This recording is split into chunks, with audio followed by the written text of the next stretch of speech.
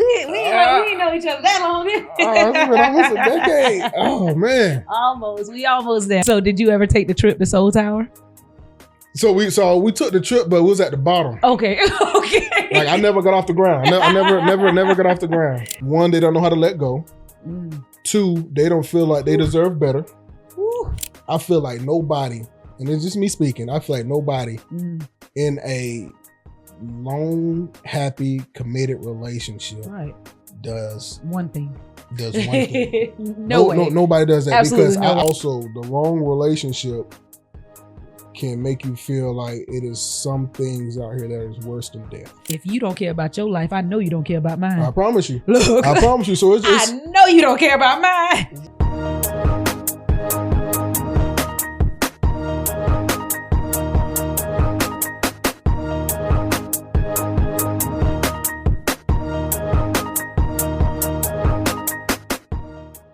All right, y'all. Welcome back to Insider Threat. I'm your host, Gravy. Today's episode is called Your Circle is a Threat Vector. We're diving into how the people closest to us can either protect us or expose us. I'm joined today by Sylvester Byrd, aka Unc, my dog. How you doing today, Unc? Yeah. How you doing? Pleasure to be here. I'm honored to be here on your stage to give you a little bit of my insight and my truth. Of what's going on. Okay, tell the people a little bit about yourself. They call me Bird now. I'm Sylvester Byrd. I met Gravy back when we served together a long time ago back in Korea. That's in Korea. My dog from day one. Come on. I'm Auntie, he Unc. My dog from day one. Fun times. Yes. I'm a humble person. I try to be as real and honest as I can. Definitely. About every situation that I encounter in my life. I just try to be a good person all around. I feel like it brings favor to not only me, but the people in my life as well. Correct. That's one of the things that drew me to you, because I'm an honest person, so I like to keep my circle real too. Oh, to. You know what I mean? Kind of tie into the episode title. Your circle is definitely a threat vector, so you got to watch the people that's around you. So I appreciate you. Thank you for coming. Thank you for being a part of it, and thank you for being real and honest. You know I got you. Because listen, we going since 2018. I think it's like the end of 2017. Yeah. Because that's when I first got there. Yeah, end of 2017. So we're looking at about 8 years now. Going on 8 years. It's the honesty. It's almost been like a decade. Oh, we ain't know each other that long. It's been almost a decade. Oh man. Almost. We almost there. We got a few more years. But yeah, we definitely have. So before we dive in, we're gonna start with our icebreaker segment, which is say ah. So you get to choose one, a joke, a quote, or your biggest fear.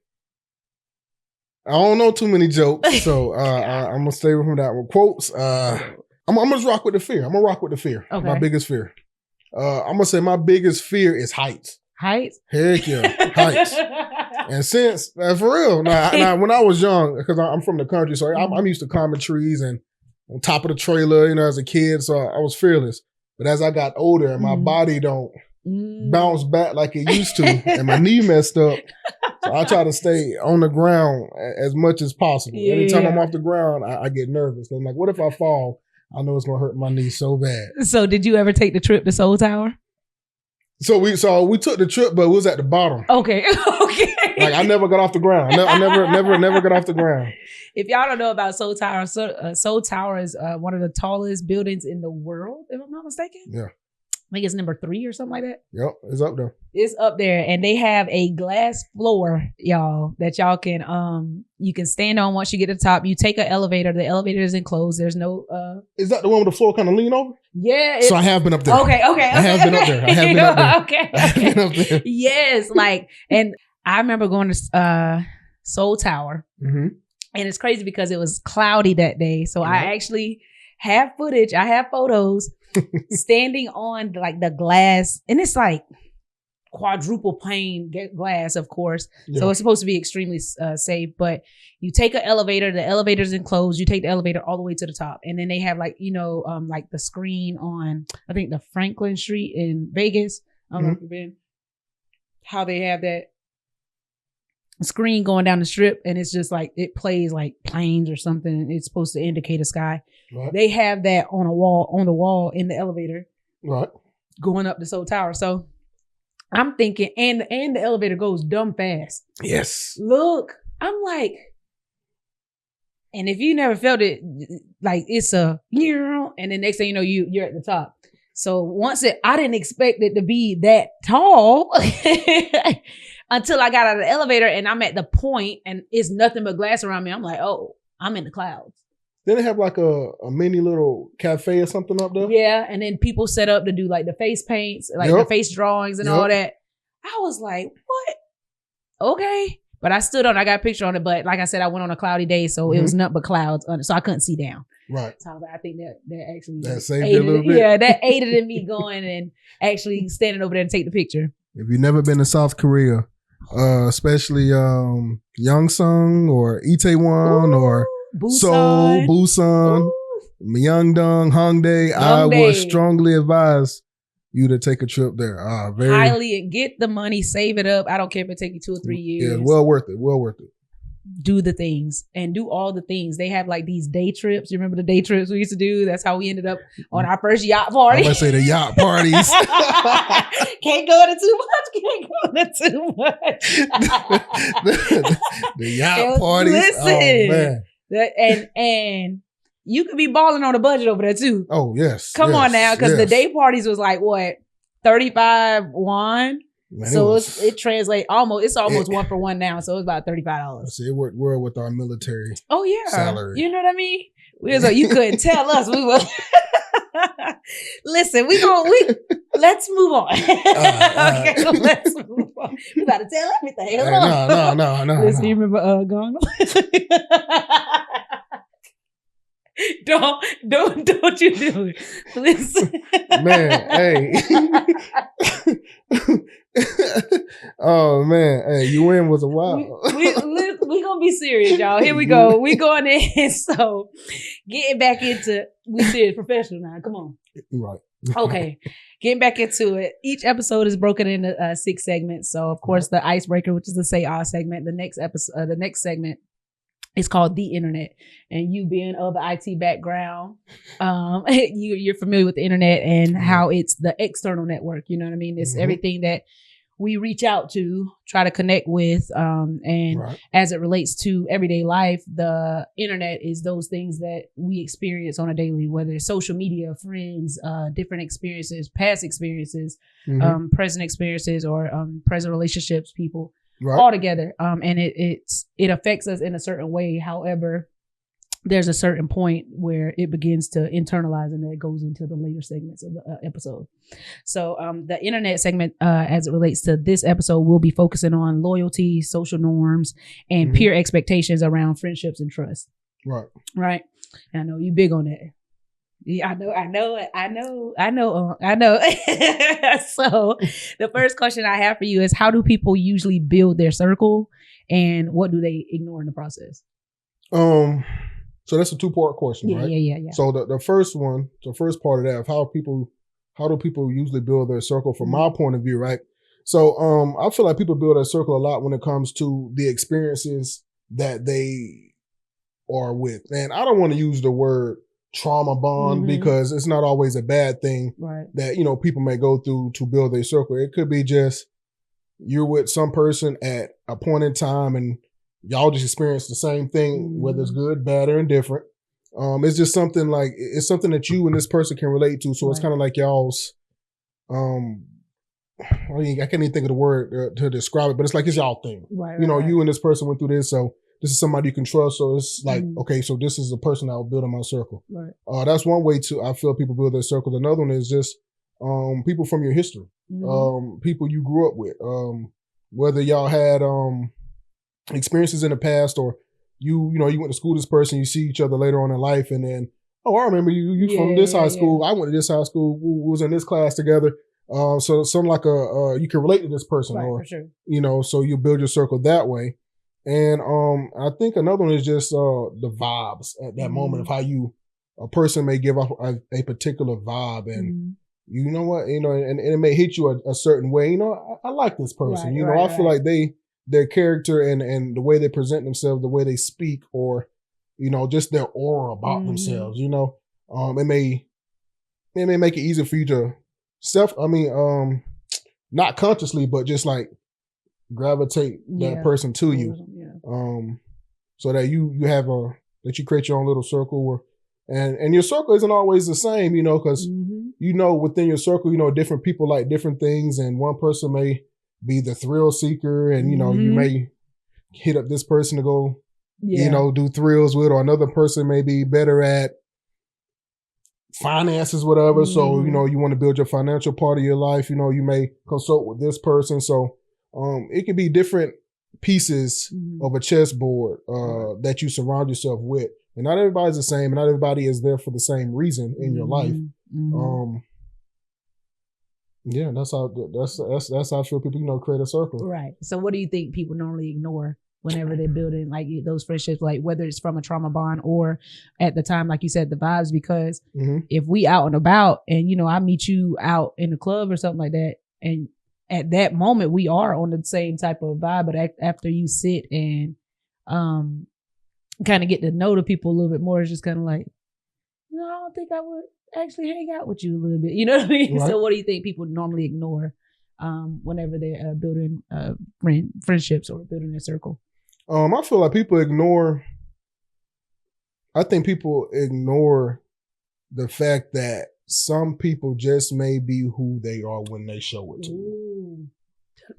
So I have a good friend of mine I was stationed with back when I was stationed at Fort Bragg. His name is Devin Douglas Bowers. Not the whole name. Devin Douglas Bowers. Government? Devin you Douglas playing Bowers. Too much. So, hey, my man, Devin Douglas. Like, you ever hear this? Just know I'm giving you a shout out. Devin. So, he used to say a quote. Okay. He said, when you wear rose-colored glasses, all red flags just seem like flags. Right. So you never pick and choose, you know, or you can never pick out which ones are the red flags because of the way that you see life. Right. But I feel like people who've been through certain things and they're in the process of, you know, knowing themselves or what they want in life or where they want to be, where they want to go, you know, what they want for themselves, they may overlook certain things or characteristics that people are showing them just to have a person in their life. Right.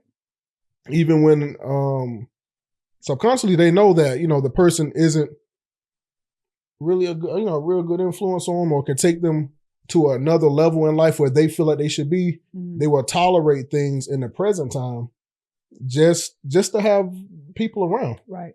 Because I've learned, you know, not everybody is good at being alone. Not everybody is good at staying to themselves or not having people with them. So they will overlook certain things or characteristics, traits that people show that are red flags, and they'll overlook them in the hopes that maybe this isn't who this person really is, or maybe they'll change one day. Yeah. Ooh. And it's that holding on to the expectation of what people can be that can really like mess you up, because you can apply that to relationships, friendships, either way, and then you're kind of like prolonging the inevitable. But the longer you spend time with people, the more you're going to get attached to them. So it's just going to be harder in the end. Right. Really. Right. Because I feel like potential, yeah, right? Because, you know, given from my background, you know, we, you know, a lot of times we're promoted off of potential, not really what you've done, but what you could do in the future if given an opportunity to be greater or have more responsibility than you currently have. But sometimes potential ain't with it. Like it could be false potential. That could be true too. You know what I'm saying? And especially if I'm holding you to a higher standard than you got for yourself. That is very true. You know what I'm saying? So that's crazy. But there was some good gems in there though. I love that. That potential is potential is potential. It is what it's gonna be. I promise. I promise. Look. So have you ever felt pressure to stay connected with someone who wasn't good for you? Yes. Oh gosh. Tell me about it. Oh man. I felt the pressure to stay longer. I feel like I felt the pressure to stay longer than I should. And I'm gonna get personal with this one. With my ex marriage, whatever. Yeah. I remember that. Yeah. Go on, talk about it, friend. Talk about it. I feel like I stayed longer than I should have, based off of the environment that I was in or what I was caring for at that time, my responsibilities. Right. And people not even in my situation, they'll stay longer than I feel like they'll stay longer than they should stay, just off the going back to what we just said, the potential they once saw in a person when they first met them. When they first met them, like that's what's in the back of their mind. So they'll always see that. Well, I'm not gonna say always see that person, but for the most part, they see that person as the person they met in the beginning, in hopes that, okay, you were this person at one point in time. Yeah. You've kind of changed, but I feel like you can go back to the person who I knew when I first met you. Yeah. Even after they've shown you, and this is a quote from Maya Angelou. Hey, when a person shows you who they are, believe them. I promise you. Believe them. I promise. So, so yeah. A lot of times people stay longer than they should, because 1, they don't know how to let go. 2, they don't feel like they deserve better. And 3, they are unsure of the unknown of what's to come after they relinquish this person or move from this person that they currently have in their life. That fear, false evidence appearing real. Yes. So I 100% agree with all that. Yes. So what role does social media or culture play in reinforcing toxic loyalty? Oh, I feel like in the past, how long has the internet been around? Or social media around? Like the past, 20 years? About 25 years, something like that. So I feel like it is such a big part in today's life, especially the younger generation and some of the old, because before that, the world seemed so big. The cultures and the access seems so limited too. Yep. The cultures and what people was doing on the other side of the world seemed so so far away that you couldn't reach out and touch it. So it wasn't as apparent in your household, because you'd have to go through so many different measures to even look that stuff up. How things are now. Everybody got a phone. Everybody got a tablet. I can see it. Everybody got access to the internet to look at whatever they want to. Everybody's on the inside. Everybody, so now it's like the whole world's in your house now, and people start different trends. They start different things going on, and people will look at those type of things, and they will look at it from the screen of their phone or tablet or computer, whatever, and they'll look at it and be like, "What am I doing with my life?" I'm like, I'm looking at this person, and they have everything, and people may do a little research of how people became who they are, and they'll be like, well, if they can do this and don't seem like that much, like, what am I doing in my life? So I feel like it creates a sense of, I'm going to say depression, but it diminishes people's self-worth. I feel like it diminishes what people think of themselves. They sometimes they feel like they're not good enough. They feel like they haven't achieved enough. They feel like wherever they at in life is not where they should be at. Just based off what they see around, and most of that stuff is a facade anyway. For sure, it's straight fiction. Because everybody got a filter on. We done been around the world, so talk about when I say this to say, I say that to say this, like if some people could see how some of these people actually lived, who are on in 4K on social media portraying their lifestyle. Oh man, they'll turn off their phone. Right. And then they'll have a better idea of a better understanding, shall I say, of what's real and what's fake. Yes. And being that, we're very trained in, not saying that we're exempt from like the scam culture or anything like that. Right. We're trained to identify the different signs, right?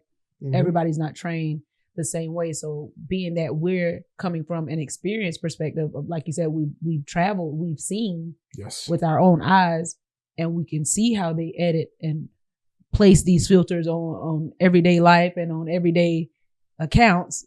We know like, hey, all right, this is for entertainment. And that's what social media, the original purpose of social media is, but people take it literally. They take it as a I'm gonna say a tour guide, and I'm not gonna say the Bible. They take it as law. Yeah, I'll say that they take it as law, as this is where you're supposed to be at this point in your life. If you're not here, basically, you know, you're a waste of space. Exactly. And the fact that, like you said, people do have so much access whenever it comes to making decisions that are solely, you know, based off what you think, how you feel and everything like that, you get to the point where everybody's going to blast it on social media. Now you got all these other people injecting their opinions. You get what I'm saying? And now you feel like, oh, if I do give this person another chance, I'm stupid because, you know, these people online telling me, oh, couldn't be me, couldn't da. Let's get to that. Come on. So I'm just like, there has to be some understanding that social media, we don't gonna say no names, but social media, you get what I'm saying, is fake. And everybody else's opinion, everybody's gonna have their opinion. They're entitled to that. You get what I'm saying? They're entitled to that. So you can't let that, like you said, be your law and drive your decisions in life. So what you feel about that? I want to touch on when you was talking about like how the relationships are portrayed on social media. Yeah. Like all these things that come out with, you know, the 50-50 and the roles and and you know what you should be doing in a marriage, or as a woman what you should take, what you shouldn't take, as a guy what you should be doing, what you shouldn't be doing. I'm just like, I feel like nobody, and it's just me speaking, I feel like nobody in a long, happy, committed relationship does one thing. Nobody does that. Absolutely, because I heard a comic say this one time. He was like, the person you knew or you married 5 years ago is not that same person now. For sure. The man you fell in love with, granted, it's still the same physical person, but that's not the same man now. Because people mindsets change and finances change, lifestyles change. Some people add to their family, so the number in the family, all that is different. And everything, so I feel like, you know, that part of social, that's just, I'm speaking on that small part. That small part of social media is an example. I feel like people should look at themselves like and their own personal lives, and figure out what works best for them, them and their partner, or them, their partner, and their kids, so their entire family. Instead of, you know, being so hurt or so stressed out about what somebody is saying on social media, because I guarantee the people that's saying all these things of what a marriage should be or what a relationship should look like, and none of those people are in the house with you when you shut those doors and go to sleep at night. Come on. The only person you can come to an agreement with and of how y'all life should work together to be as proficient for y'all is the person you coming home with, or coming home to. Yeah. So it's just the social media thing. Like, I laugh at it now, and I don't take none of it serious. I look at it as serious, all giggles, as entertainment and entertainment only. Solely entertainment. Because it's like if you try to incorporate what this person's saying to your life and this person to your life and that person to your life, and then at the while you look up and you be like, man, what's going on with my life? Like, none of these thoughts are mine. And 30 different people's opinions. And then now you're lost trying to figure out, well, let's get back to square one, to the basis where we was at before we start listening to all this. Have to unlearn all stuff. Of that nonsense. Yes. And go about it the way you should have went about it, the primary way. What works best for you and your partner. Right. So going into the next segment, we call this segment buffering. So it's that pause, you know, it's whenever you're trying to download or connect to something and just need that little moment to think. Like after you, so as it applies to it's the longest minute in the world, you're just watching it. Like, you know, the blue circle of death. So you looking and thinking, you trying to figure out what was that. Right. So as it applies to everyday life, it's that pause after we experience those external factors that we need a moment to process what's going on. Right. So as it relates to this episode, we're going to focus on the murky middle ground. Right. So where you know someone might be a problem, but you're still close. So the first question I have for you is, what's the hardest part of distancing yourself from someone close? Oh, the memories you've had with that person. The good times. I was about to say the good times that you have with a person. Oh man, especially so the first initial, I feel, again, I'm just speaking for Byrd. For sure. The first initial walk away is easy. Like, you know, I'm through, I'm gone. You know, I don't, you know, not even a relationship, just friendship too. Like, hey, I'm not dealing with you no more. Oh, yeah. Yeah, you just walk away. You cool for a period of time. Like, see what they up to. And then, you may see something in life that, you and this person did together, or you may hear a song that reminds you of this person. Yeah. Or something may happen. You may go to a place that you and this person used to go to all the time. That was your favorite lunch spot. Right, you know what I mean? So, you go in there and you start thinking of this person, and then, maybe what they did wasn't so bad. Maybe I'm tripping. Maybe it wasn't that bad after all. So you kind of fall back into the cycle of, hey, big head.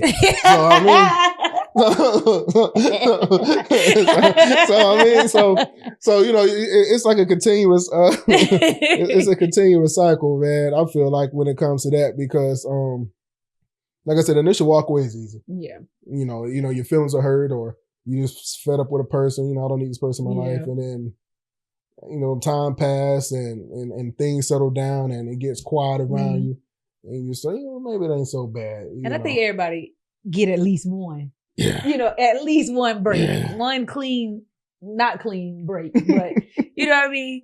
I had an experience like that. So it's hard to find real people. Let's start there. It's hard to find real people that's around you. That is true. You get what I'm saying? So once you connect with those people, it's kind of, it's it's a long-term thing. Yeah. Because you can expect them to be this, like, as far as like the genuineness from those individuals. So my experience like that is I had a friend, whereas we were a lot closer before, things transpired, of course. So me, from my background, whenever I feel like, things a little shaky or anything like that, I'd rather remove myself, keep the door open for a chance to at some point, have a conversation, especially if I feel disrespected or, it's something that just ain't adding up. Because I'm very observant, so I'm gonna observe, and it takes a lot for me to get there. So in this situation, it was actually after I returned from Korea. Mm-hmm. I had a friend, homegirl. If I'm your friend and I understand who you are, I know when things change, something's off. Yeah. Right. So if I can expect you to do X, Y, Z, and S is injected in that, I understand. So I'm all right, cool. Creatures of habit. You know what I mean? So I'm like, all right, cool. Something's going on. I'm like, I give it some time, because it took a minute. It used to take a minute for me to address things, but because I internalize a lot of things. So I want to make sure that I'm not tripping. I want to make sure that's cool. So time went on, things kept transpiring and happening. So I was like, I'm about to remove myself. However, like I said, I don't have a lot of friends because it's hard to find that certain group. So it hurts, not gonna lie about it. It hurts when even one of them, leave the group or whatever like that. Cause now I got to come into the point where everything has to make sense for me. Yep. So what happened? I need some understanding. Mm-hmm. So it took somebody that I met in Korea to be like, you acting different online, you know what I mean? Because I used to post subliminals. I ain't gonna lie, I was being petty. Hey, haven't we all? Listen, this was a 14 plus year friendship. I'm like, I'm being petty. I'm being childish. I used to do that too. You get what I'm saying? So he was like, I feel like if you feel some type of way, you need to address it. So it took for me, I addressed it. And what really tick me off is the fact that I addressed it. You acknowledged it. You said you'll change. You didn't change. And so now we fall into the same habit. So I'm like, it was a waste of my time. So now I'm really irritated. So I'm talking to God and everything like that. I'm like, Lord, it's weighing heavy on my heart, but I'm like, I'm still leaving the door open. I'm not apologizing, X, Y, Z, because I didn't do anything wrong, but it still had to come from me, because if the God can't reach you, the person that, did the harm or anything like that, he's going to reach the other person that is weighing heavy on. Because if you're looking for something, he's like, go get it. Yeah. So the situation presented itself, apologies, everything cool. But when I tell you, the friendship itself shifted because we were in two different places and everything like that. So it resonates with this question, because like I would have continued to hold on had I not got to that breaking point, and it literally would all just dissolve. So it's like being able or being in a position to identify that sooner, like you said, holding on to something for when it was too long, like holding on to something for too long, being able to identify that sooner or even address it sooner, I think it would have been beneficial for the friendship, because now it's like we're back cool, but we're nowhere near as cool as we were. They say, they say the Lord say, if something ain't for you, you'll never be at peace with it. I had I had to learn that and understand that, because I'm gonna be honest, like I have attachment issues. Yeah, like it take a minute for me to become attached to somebody, but when I get to that point, and not even just relationship, but friendship too. Once I'm attached to somebody, and I feel like, hey, I rock with you, like, because you know how I get down. Look, you know, 10 toes. Please you know how believe I get me. down. I promise I'm the same way. So, like, if I really rock with you, then like I feel like I do forgive too much, because I'm like, you're supposed to be my dog, like, my homie, my girl. Like, you're supposed to be, you know what I mean? Like I forgive you more times than I should. Oof. But you'll never, like they say, like, you'll never be at peace with it if it ain't really meant for you to be there or that person to be with you. And everybody ain't meant to go with you through every chapter of your life. I had to learn that too, because I used to hold on to people like, no, like I've made it this far in life, like come on, like I gotta take you with me. Like come with me, and it's. And no matter how hard I try to pull and drag them along with me, it don't never work out, because, and I had to learn that everybody is meant to go with you every place that you're meant to go in life. So it was like a harsh reality for me in that too. Once I learned that, what K-Can say? And what that K-Can? Who's that? Ain't nothing to cut that. Listen, I was cutting it every which way. Oh yeah. Cutting every which way once I learned that. But I'm a lot better now, and how I feel today is just like, hey, if you fall off, God makes no mistakes. I promise. So have you ever tried to redefine a relationship instead of ending it? How did it go? Yes, I did. I feel like I've been in a relationship before where, again, going back to my attachment issues, like I knew me and this person weren't good for each other. I knew it should have been over with. But I even like I said, I went through different avenues, tried therapy, even tried to change my ways, change who I was to appeal to this person that, maybe if I change who I am, and maybe if I'm not so much like Byrd, that, maybe this person would love me. And what I learned, if you ain't being your true self, that you can't keep that up. Right. And eventually you'll get mentally and emotionally exhausted. Because you're portraying to be somebody that you're not. Right. So. And that addresses another topic of maybe it's me. You get what I'm saying? So I need to do this, so because maybe it's a reason why they're acting like this towards me. Yeah. You gotta, like you said, what Maya Angelou said, when somebody shows you who they are, believe them. Yeah. That's, that was laying in wait. So when you were just saying that, maybe if I did X, Y, Z, they will love me. You get what I'm saying? If I expect you to love me, I must first love myself, right? You get what I'm saying? So it's like, it's a double-edged sword, because the same finger that remember, you point one finger at somebody else, you point four back at yourself. So the same thing you could say to that other person, you might be able to identify with, right? So what you had to say about that? Well, so I had to learn that, man. I feel like my self-love journey has been very prosperous. Like I've learned how to love me. Yeah. Love me before, because I can't love you truly if I don't love myself. For sure. I had to learn that. That's just, being young and ignorant. Nobody taught me nothing about love. Yeah. Learned that, by the way. I had to learn it along the way. So, but yeah, man, like I had to literally sit down. I learned that when I was stationed in Kansas at Fort Riley. The Lord had to sit me down, because there's nothing to do in Kansas. There's nothing to do in Kansas at all. So I had no choice but to sit down by myself, and reflect on who I am. What do I love about myself? Where do I want to go? And what do I want to be when I get there? Right. Did you find out a lot? Oh yeah, I did. I found out a lot. I feel like I'm in a good space now. I love that for you. My boy. I can feel it. You can feel it? You're a little different from Korea now. You're a little different, right? Okay. Oh man, I was that God. Chicken bone. I was a different person in Korea, man. Chicken bone. Oh man, them nights, man. Bali. Korean Juseo. Please go to Korea. Take a trip. That man was a NASCAR driver. He done pulled out the gloves and everything. Bali. Yeah.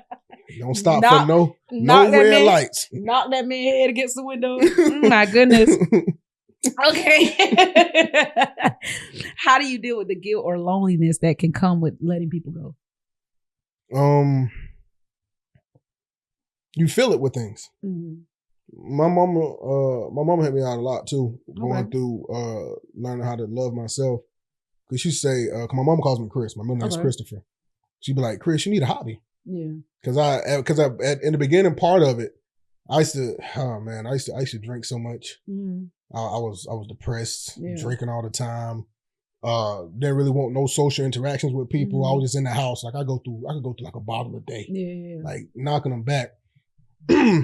And my mama prayed for me, and she talked to me a lot. Mm. And she was like, "Well, Chris, you need to get a hobby. You need to do something to occupy your time and take your mind off of what you're going through, and find ways to do things for you. Date yourself. Basically what my mother was telling me was to basically date myself. Mm. Like the same energy you put into these people out here to make them, or try to, I'm gonna say force, but to try to persuade them to be in my life. Yeah." Do that for yourself. Ooh. The same effort you put into planning a date with this girl, plan it for yourself. Mm-hmm. The same, research you do, what this person likes, what they do it for yourself. Yeah. So I feel like my mother, she played a great part in that for me, getting to this point. Cause I didn't know how to date myself. I didn't know how to love myself. All right. Only thing I thought I was good for was given to somebody else. Yeah. Like, how can I be a better person for this person? Not for Byrd, but for this person. Yeah. And I had to learn, be who you need to be for me first. Because when you're healthy and whole, it's going to already exude and, smear over onto the person that you're with. You get what I'm saying? Like, especially, like, if I'm being courteous of myself, like, I need to make sure I eat. I need to make sure I do this. If I'm loving to myself, if I'm, like you said, loving on myself, I'm loving to myself, I'm patient with myself, I'm going to do the same thing with somebody else, with the person that I'm thinking about building this future with, the person that I'm loving on, and it's going to exude. You get what I'm saying? Not saying that you're loving on yourself in a selfish way, right? But more so a selfless way. Yep. You know what I'm saying? So I definitely get that. As for me, I always identified as once I figure out the word, but I found out a term. It's called omnivert. Mm-hmm. So I've always loved my alone time. Right. You know what I mean? So it's easy for me to kind of sit with I don't really call it loneliness. They say I'm alone, but I ain't lonely. Mm-hmm. So I never really identified it as loneliness. But I always use my time in isolation to reflect. So with me being an omnivert, like I'm real good in social settings, as you know. You know what I'm saying? Like you're I'm very diplomatic. Come on now. Come on. Don't tell me that. Very, very diplomatic. Don't tell me something. I got you. But I'm real good in social settings, but at some point my social meter gonna go, and then you're like, I'm gonna go inside. I don't know if you were with us. I don't know if you were with us when we were out, and I think Melissa was with us, and we were supposed to go out that night, and then everybody was like, "We got to get the pregnant lady back." And I went to sleep. I went to sleep before her. I was like, "Oh yeah," but my social media had ran out. But I think was that when we was in Canucks? No, we're in Youngstown. Okay. But we were going to UN, and so but we had been out all day, and Melissa was with us. Yeah. And so they were like, "But we got to get the pregnant lady back." And so I was like, "Oh yeah, I'll take her. I do remember that. I remember that. My social battery. I remember that. But I tell you, I got the pregnant lady back. Y'all, I went to sleep before her. I was tired. But instead of saying, I was just like, "No, I'll take it back." That was my out. But so like, I'm real good at social settings. So I've always been good in my isolation periods. Yeah. So where I am now versus where I was then, it's a lot more, it's actually an easier process for me to be like, oh yeah, nah, I'm straight on that and be fine with it. Like it ain't no hard feelings because I just know myself and understand that I'm going to exhaust all options before I get to the point where I'm straight on that. Yeah. Because I tell anybody, I'm going to sit in it, I'm going to stew in it, and when I'm done, please believe I'm done. Yeah. Like, I can be around you, no uncomfortability or anything like that. I'm just done. Yeah. And so that's where I normally am with that. So going into the next segment, which we call this tap intranet. You know, the intranet is that internal network. Your lane. You know what I mean? The internal. So after we've experienced all those external factors as it relates to everyday life, after we experienced all those external factors and we've processed it, now it's landed and it's either altered us for, you know, maybe it gave us some new habits or gave us a different perspective, or altogether just might have kind of put a bad taste in our mouth for certain individuals, group, class, whatever. Yeah. So as it relates to this episode, we're going to focus on how relationships shape our inner worlds, confidence, boundaries, emotional regulations. So can you recall a time someone in your circle caused you to doubt yourself or question your values? Yeah. Not my values though. Not my values. I have a good friend. Okay. She will remain nameless, but I have a good friend. I have a good friend, and I've watched her from a start of her. I have watched her from the start of her relationship to when it ended. Wow. And I noticed like the things she would say, what she said before this relationship, and the way she verbalized herself at the end of it were totally different. The boundaries she had and how she felt about herself, totally different. Yeah. I feel like she was a shell of herself. She's a lot better now, but she at that point, at that breaking point, she was a shell of herself. She was very insecure about how she looked. She was always a pretty girl. Yeah. Always a pretty girl, but she was a shell of herself. She didn't think she was pretty because of the way this dude treated her and talked to her. His insecurities bled off onto her, and she housed them as her own. Yeah. Because she didn't have these insecurities before she met this guy, but she absorbed them, and she took his words and made them who she thought she was. Yeah. And she went to therapy. And me and her, we still close today. We talked about it. She went to therapy. She got help. And she did some self-reflecting to try to remember who she was before she met this person. Yeah. So I would say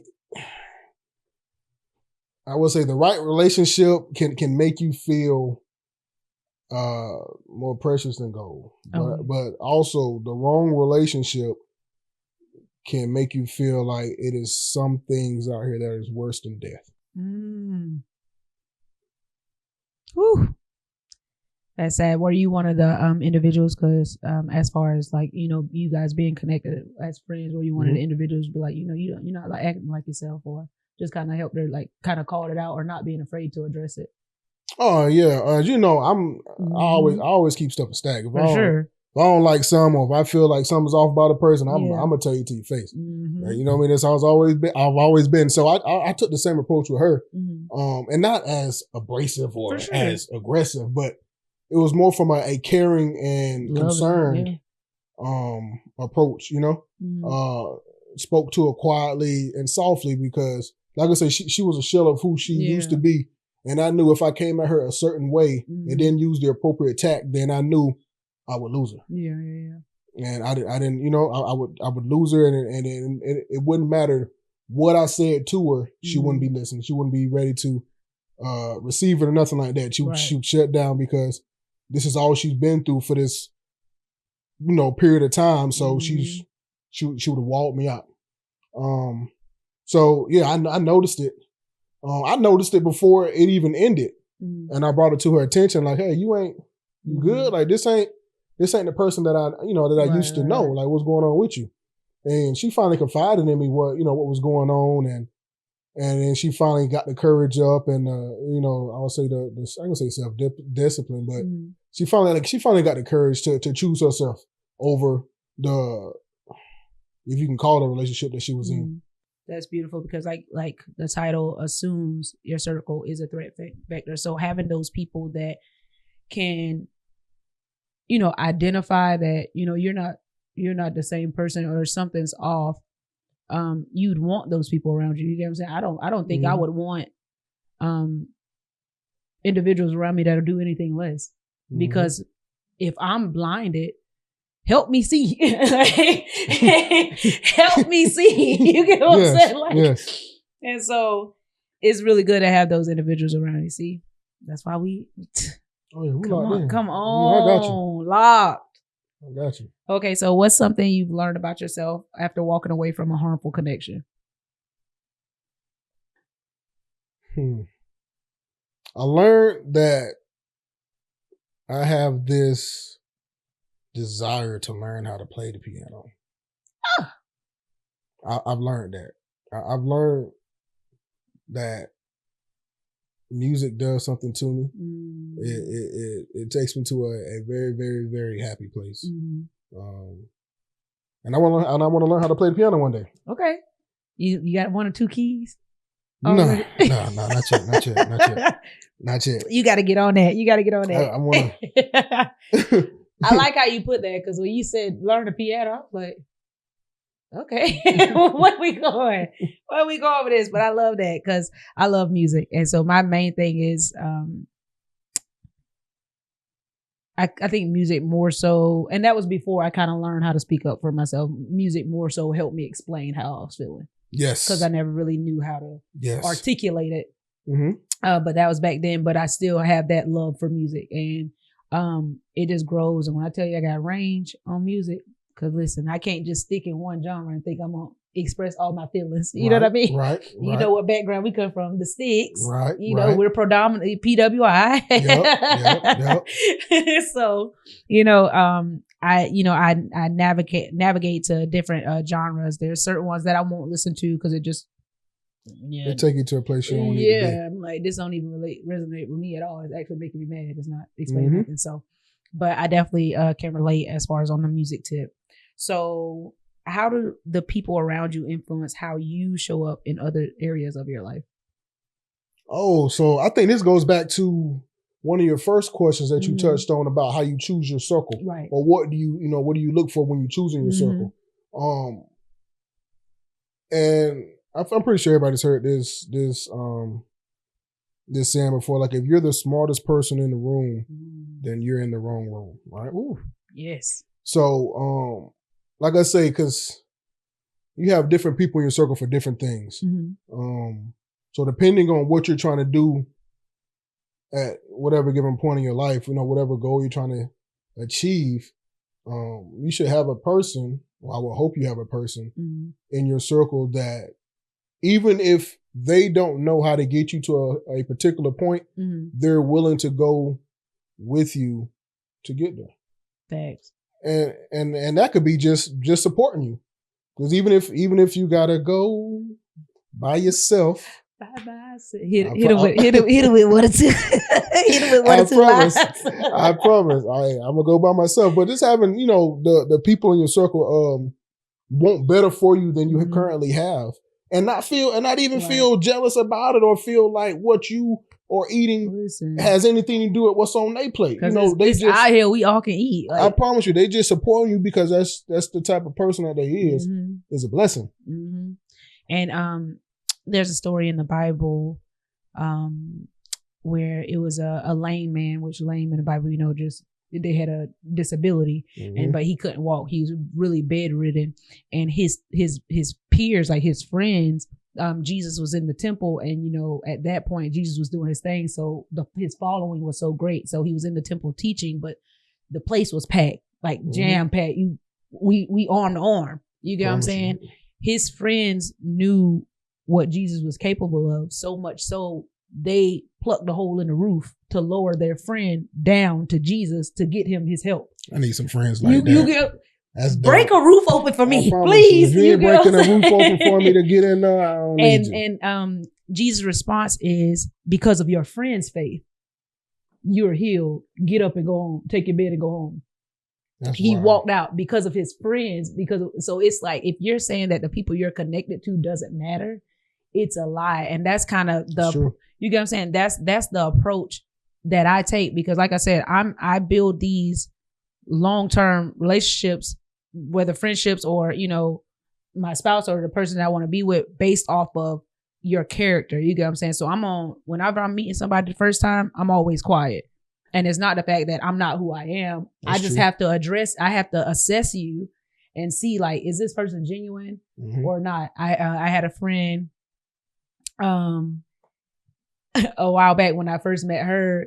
By that point, we were drinking. So I was, I was having fun. So I wasn't the same individual then, but I still was able to assess the situation as far as what type of person she was. And so I never called her best friend because I don't use that term loosely. But at that point, she was a friend and she used to always ask me, well, you my best friend, why you won't call me best friend? I was like, I just don't, it's something right that, I'm trying to figure it out. It's something, but, and I won't lie to you about it. It's just, it is what it is. So I got to make sure that the people around me want what's best for me because I know the type of person that I am. Right. And I know I want what's best for you. Whatever I believe 100% that you could do whatever you want to do and what I can do to help. And like I said, like I always tell people, help is not always monetary. Yep. You get what I'm saying? Whatever I can do to help you get there, I will, but I'm not going to be supplying you help. You're asking for it, my man. Okay. You're asking for solutions to the problem, but you're still entertaining the problem. I done gave you 30 solutions. And you still sitting with the problem. So at that point, those individuals I separate myself from because it's like you're stuck in like a kind of like a victim, or you want the attention. You're stuck in that victim mind space, and I'm not there. So we're not equally yoked because I won't sit there and stay with you. So yeah, it's crazy. Because you can't have friends who are afraid of your ambition. For sure. Oh yeah. Like for them to be afraid of your ambition and what you may achieve, and I'm not gonna lie, it kind of turns some people off. Oh, for sure. And they be like, oh, he or she, they doing too much. Right. Or who they think they is. Look, and the minute you get to playing pole out to my dreams, because listen, or they be like, oh, that ain't gonna work. That ain't. It's the small takeaways. It's the small disses. Yeah. And then or when they say, girl, okay. Yeah. Listen, I tell everybody, I don't listen to sound. I listen to sound, but I don't listen to words. I listen to tone. Yeah. You get what I'm saying? Because that's gonna tell it every time. It's gonna tell your true intention. So I always say I peep stuff, don't say nothing, right? Mm-hmm. I'm gonna peep it, and please believe me. I might not say nothing, but I'm gonna do something. You're cut off. I can't have you around me because a little 11 low, and you not about to start spilling that hatred, that all that drama, that those limiting beliefs into what I got going on. God has not given me the ability to think small. Amen. Everything I think about is like, that's a grand. I be like, oh, okay. I need somebody that'll be like, you know what? You can go bigger. Like, I promise. I need somebody around like that around me because, listen, I wholeheartedly believe any and everybody can do whatever they want in this world. I agree. Given, like you said, we both from the sticks. Mm-hmm. Like coming from where we come from, who could ever dream we'd be where we are now? Who? Seen the thing. And this ain't even the end. Seen the things we done seen so far. You're right. This ain't the end. This is just so far. The been to the places we done been to. I promise you, I could not have dreamed of it. Yeah. All because we were bold enough to make the decision and follow through with it. I promise. And so you gonna try to inject fear into my plans because you was too scared to follow what you had decided. Oh my gosh, yes. That's crazy. Yeah, don't, that is crazy. Don't limit my aspirations because you don't touch me with that. you can't do it. Yeah. Look. Oh my God, this has been great. So we're going into our fifth segment, which is Take Control. Yes. And it's a play on the functions on the keyboard. So, Control A, highlight everything. You know what I'm saying? Okay. So what highlights stood out to you the most from our conversation? I like that. I like in the beginning. I keep touching on the how you choose your circle. Because I think that is so important. Mm-hmm. I think that is one of the most important decisions you'll ever make in your life. Yeah. Is the type of people that you hang around with or the people that you choose to bring into your life. Mm-hmm. So I feel like, that I'm gonna highlight that one because that to me that touched me the most because, like I say, your friend. I mean, granted, people have control of their own lives, but a lot of the things too that go on in people's lives are from the people they associate themselves with. For sure. Because there's a lot of people in jail that didn't commit no crime, but because of who they were with or who they know. Oh, you're an accessory to you're an accessory now, brother. And they're holding on to a code. I ain't gonna snitch. Who? I'm gonna tell you now. I got a son. I ain't spending a day in jail if I ain't do it. I am not a ride or die. Nah. What pitch did the hummingbird singing? Me. I do it for free, no food necessary. Get me out of here right now. Yeah, it's like because that's one of the most important decisions you ever make, and it's just so many different sayings that go along with it. It's not what you know, it's who you know. Yeah, like I've walked in rooms in my life that I wouldn't have been there if I didn't know a particular person. Ooh. It's not what I knew in my mind. It's because of who I knew that I was invited to this table to sit down with these people and further my career or where my level of life I raise it and stuff. That's part of a prayer right there. Lord, I pray my name is in rooms before I get there. Yeah. Because let me tell you. And then I wanted to address when you say going back to choosing your circle.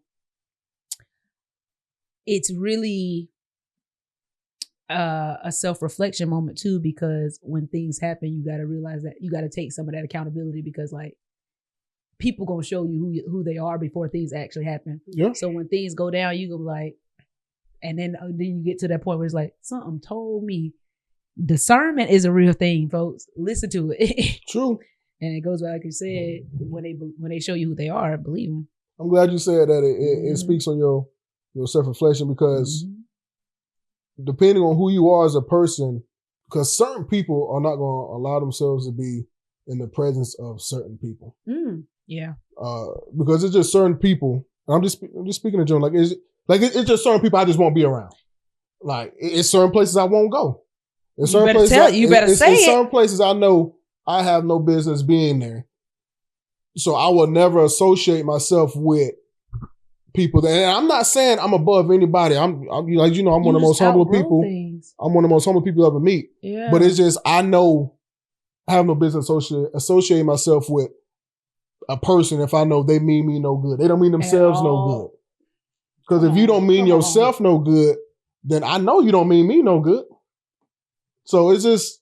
It's what I forget where I get that quote from, but it says, if you don't care about your life, I know you don't care about mine. I promise you. Look. I promise you. So it's I know you don't care about mine. I promise you. So it's like you got to do a self-reflection on yourself. Yep. In reference to the people around you, because everybody ain't meant to sit at the same table with you.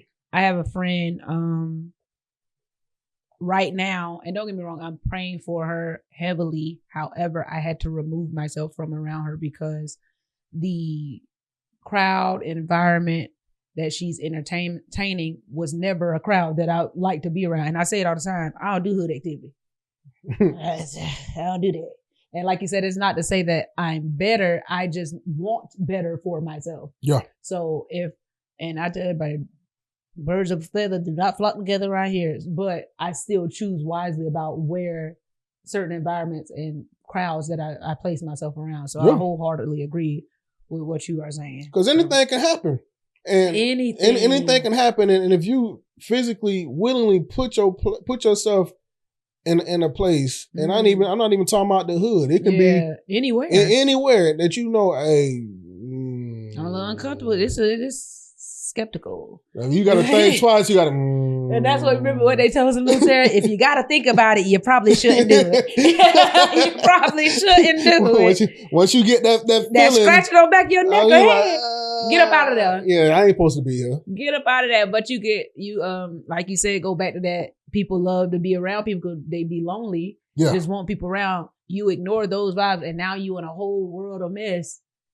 Because you didn't listen to your first mind. Yep, by accepting things they knew were beneath them. I got you. Come on, Unc. I got you. Come on. I got you. Okay, so Control C, we know that copies. whatever you've highlighted. So what quotes or insights are you taking with you from this conversation? Ooh, if people show you who they are, believe them. Mm-hmm. The one you said, you just spoke on a few seconds ago about you want your name to be spoken in the room before you even get there. That one. And I think that's it. That's good. Them two gonna stick with me. That's good. I love that. Because I feel like it hits both things. Like, yeah, it's your circle. And also it shows you want to, you know, your self-progress. You know, my name's spoken in rooms. Yeah. I'm not even in yet. So it shows, you know what I mean? So moving on to the final function, Control V, as you know, allows you to paste. Come on, Tech. Woo, we here. Look. Y'all, we deep. Like 5 deep, but still. Yeah. So Control V allows you to pace. So what will you be applying to your life moving forward from this conversation? I feel like I'm gonna take I don't know why I'm still stuck on this highlight. I'm gonna just do I'm not gonna say a deep dive into it, but just look at my circle more closely. Make sure they are who I want in my life at this point in my life going forward. But that brings up another great point. There's always time for reevaluation. Of course. I feel like that should be a daily thing. Yeah, that's true. I feel like that well, not daily, but you know, it should happen periodically. You know, it's no set time, but I feel like that should happen periodically. Because people's lives change every day. Yeah. People change every day. I'm sorry. No, you're good. I say people change every day. So I feel like a periodic evaluation of who a person is in life, because snakes shed their skin all the time. You may not see them in that, you know, you may not see them you know, because of their camouflage, but you eventually, you know, you'll see them strike eventually. And the fact that everybody that you're close to isn't necessarily at your immediate disposal. So a lot of my friends I know from the military are all over the place. You get what I'm saying? So I'm not with them every day. It's not like, you know, our group when we were in Korea, we were with each other literally every day. So it's like, it's easy to do a reevaluation when I'm with you every day. But you know, at those times where it's like 2 and 3 years start to pass, it's just like, it's that quick check back in, or we get back, take a trip, and now we'll be like, ooh, I'm a little off, ain't it? Like, why they acting weird? Like you know what I'm saying? So, like I said, it's always a point. Any point is always a good point to do a reevaluation of your circle. So I think so too. And if you see something, say something. Don't ignore it. Come on, Coach.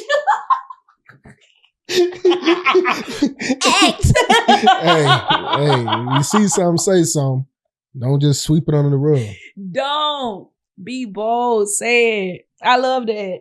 I took a shirt from what's that shirt? What was that? ACT. It's ACT. The ACT. Oh, ask care, and what's it? Dang, I'd have been out so long. It's ask.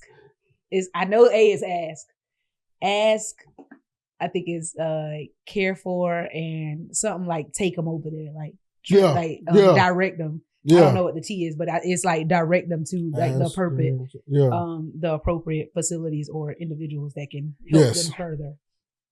So yeah, that boy. Good battle buddy. Good battle buddy. Where's your battle buddy? Where is your battle buddy? Stop playing. Okay, so as a recap, we've talked about a lot today. Oh, well, yeah, this has been a blast. I love this, man. My dog. This has been a blast. Listen, y'all don't understand. On the streets of Korea, if we were to see each other across the street, we screaming this across the street, 4 lanes. Oh yeah, we running through traffic. Look. And if you know how they drive over there, you better dodge a taxi. Yeah. You know this Russian roulette, Frogger in real life. For real. Oh man. So as a recap, like I said, we talked about a lot today, from how our inner circle can empower or drain you, to the courage it takes to just reevaluate your situation, your friends, those around you. So as a couple of reflective questions, what's one boundary you've learned to set, and what did it teach you about yourself?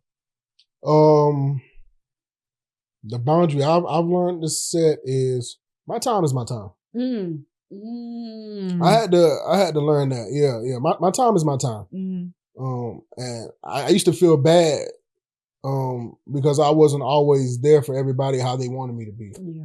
And as I grew up, I realized so you can't be there for everybody how they want you to be. You know, no matter how hard you try. Yeah. Because somebody's going to get overlooked. And I will say 8 times out of 10, that person is going to be you. Ooh, especially when you putting everybody else first. Yeah. I had to learn that too, especially like whenever it hit. I think that more of the realization that I was doing it came once I got out of the military, because oftentimes we're the ones running even after coming back from deployments. You know, people expect you, come see me. I'm like, I used to hate that. Bleh. But I had got in the habit of like, once I drop them bags, I'm on the road. I'm gone. You get what I'm saying? So I had to unlearn that as a civilian. So yeah. And then when you get to wherever you're going, whatever, then you gotta go see this person, and you gotta next person see this person, and you go see that person. And then by the time you know it, your whole leave is up, and you ain't had no time to sit there and chill. And you already know you got Monday morning formation. When you after you sign back in. 5, you ain't even had no break. Look, you've been running since you got back. Still working, and especially y'all, the deployments. Never mind. What do you wish someone had told you sooner about choosing your circle? If you be ashamed for them to do it in front of your mom, then you shouldn't be doing it with them. Ooh, that's good. That's good, because people, you know, the mamas, you ain't doing nothing not around my mama, and the simple fact that you can make them change it. Don't do that around my mama. Like, you bold enough to say it when you're in the presence of your mama, but you ain't gonna say it when y'all alone. You over here watching your friend going down this rabbit hole. You like, yeah, go ahead, I'm gonna go with you. and choose people that you know will be proud of you. You know, excelling in life. Yeah. So I wish somebody would have told me that as you know, when I was younger. The people around you, make sure they are genuinely happy for you to excel in life, and not just be a shadow to them as they achieve what they want. Right. Yeah, because I be a part of a posse, but that ain't gonna be the only thing that I'm a part of. You know what I'm saying? Yeah. I'm definitely gonna have something for myself, and I encourage that even with me, like planning out my businesses and everything like that. How I want it set up is for my employees and everything like that. I don't want you to just be an employee. While you're here, I want you to build yourself. Oh, you got to have your own motion. You get what I'm saying? You got to build yourself. And what do you want to do? You can't just work for me. I hear you, NCL. All your life. I hear you, NCL. Come on, B-Side. You counseling? What's your short and long-term goals? Initial counseling. We going off the initial. Hey, I need to see your short and long-term goals. Right now. What do you want to be? Because you're not about to be stagnant. I just want... I'm such a firm believer that it's out here for all of us. I promise. You get what I'm saying? You don't just have to prop me up. You don't have to prop the next person up. You don't have to just prop your job up. Guess what? Because they'll replace you tomorrow. I've seen it. You got to prepare yourself because the next generation is coming. They got to have a job. You got to go make that job for them. You get what I'm saying? So I'm just an advocate for that. But this has been great. So where can the people find, follow, or connect with you online? Oh, okay. I'm gonna give y'all my Instagram. And it's a bit ratchet. Okay, so get a pen and pencil. So pen and pencil. Let me open it up so I can make sure I give y'all the right thing. Right. Hold on. Let me open it up. So my Instagram is 392 Scat Daddy, and that's SKATT Daddy. So 392 Scat Daddy with 2 T's in the scat. 392 Scat Daddy. Yeah. Well, that is all for today, folks. Don't forget to like, comment, and share this episode with some of your friends and peers. It's been amazing. You can follow the podcast at Insider Threat TV on all platforms. You can follow me at I'm Gravy. That is with 3 Y's on Instagram. And on that note, I say protect your peace, audit your code, and as always, logging off for now. Your web tip of the day is coming up next.